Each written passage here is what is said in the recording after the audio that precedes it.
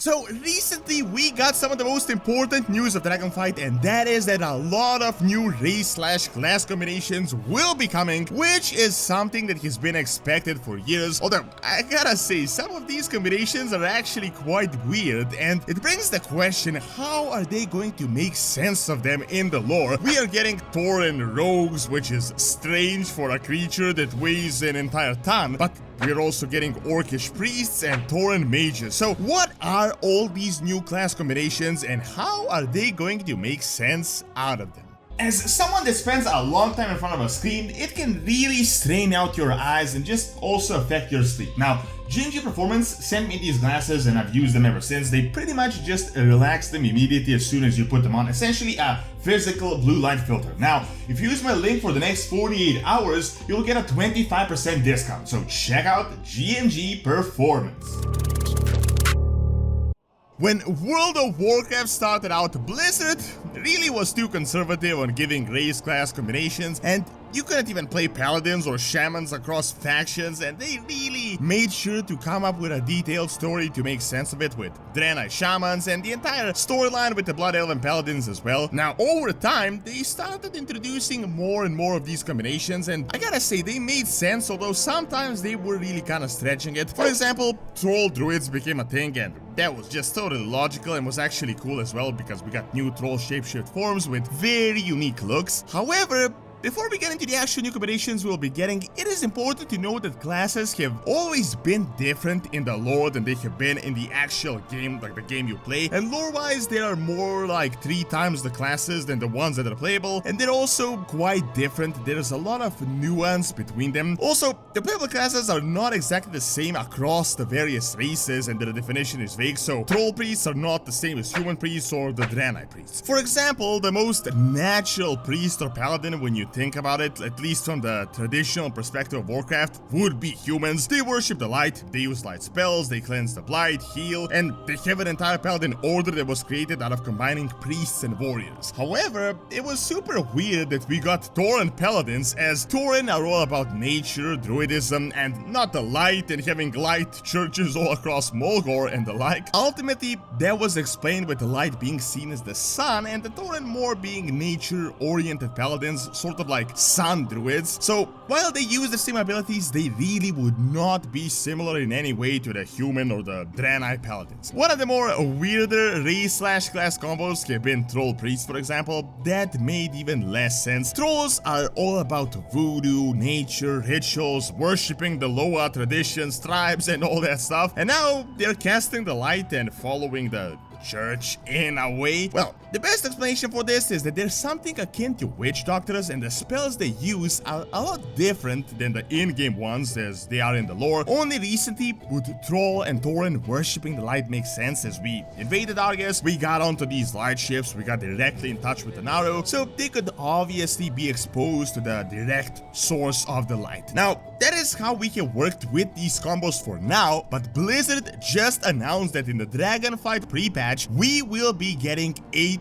brand new race class combos. Some of them have been requested for ages, so let us examine them and see how they're making sense out of them in terms of the lore. Keep in mind, while these are 8, actually race-wise it is like 5, as High Mountain Torin are Torin and they're really not that much different. Same is the case with the Lightforged Draenei and the regular ones, there really isn't that much of a difference. Let's start from the easiest to the toughest and see what the explanation for them could be. The easiest one, we are getting High Mountain Torrent Priests. This is as straightforward as it gets. Back in Cataclysm, we got regular Torrent Priests, and the High Mountain are just a variation from the Broken Isles, so now they're only extending it to the allied race as well. As I mentioned, the Torin are like seers as opposed to light followers and light priests, so this one just makes total sense. Now, the next little bit more complicated combo is High Mountain Torin and regular Torin mages. This one is a bit of a tougher fit, but I can definitely see how it can be explained. Keep in mind, the Torin have always been about the Earth Mother, druidism, worshipping nature. They have never really been too much out there in regards to manipulating the arcane and using magic to fight enemies. So the way I can see this explained might be with the Dragon Isles and this elemental magic we might be discovering there. I'm guessing the mages are going to be something very close to the druids in a way. We might realize there is a connection between elemental magic and the arcane and all the ley lines, and these tauren could be like the more advanced shamans, something similar to how the original orc shamans eventually became warlocks back on Draenor, although less on the use of force and just evil magics, but more in regards to the care about the Earth Mother and all that stuff that comes with it. Now, next combo down the line are Draenei Rogues and Lightforged Draenei Rogues. Now, I gotta say, this one is definitely a bit harder to explain, as the Draenei are not small in any way, shape, or form, and they're definitely not graceful. I mean, they literally have hooves. However, Blizzard never said that rogues are just slender, tiny assassins. Rogues are more like a broad class of outlaws, pirates, assassins, and the like. So while they may be rogues, don't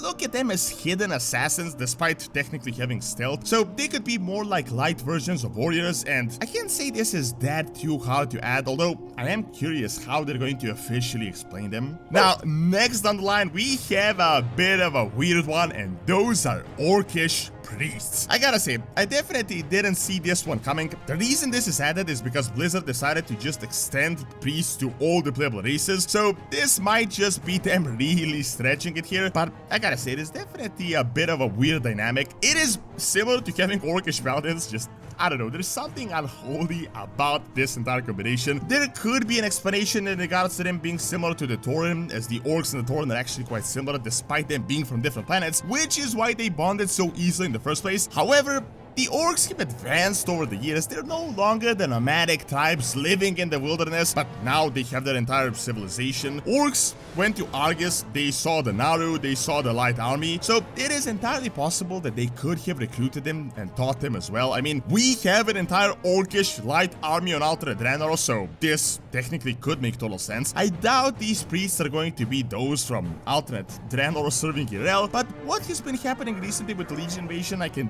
definitely see this being possible at this point in time. So now we are coming to the most strange new combination, and that is the infamous Torrent Rogue, which has been a meme for ages, since World of Warcraft became a thing really, but now it will actually become a reality in Dragonflight. Now, I'm not going to go crazy in depth with this because it is essentially the same explanation as we have for the Draenei Rogues, but I gotta say, this one is just a tad bit more absurd. You can watch my old videos in regards to how powerful are the Torin, as I explain their physical size and all the specifics, but yeah, let's just say they are big, like really big. Not just tall, but they are super heavy, and they also have hooves on top of that. This is a race that can rip out a tree, that can charge a small house, so you definitely don't see the Torin just going into stealth and sneaking right behind your back. So, as I said, the explanation is similar to before, as is the case with the Draenei. They may just be outlaws and just lighter warriors. It isn't actually unprecedented when you think about it. We have seen Torrent pirates in the past, as well as various criminals all across Azeroth. With this,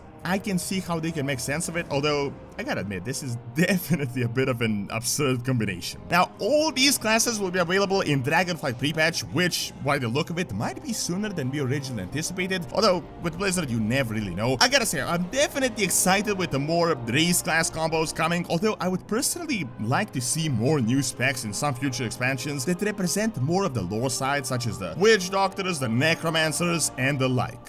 As a reminder, if you use the link in the description for the next 48 hours, you'll get a 25% discount on GMG Performance glasses.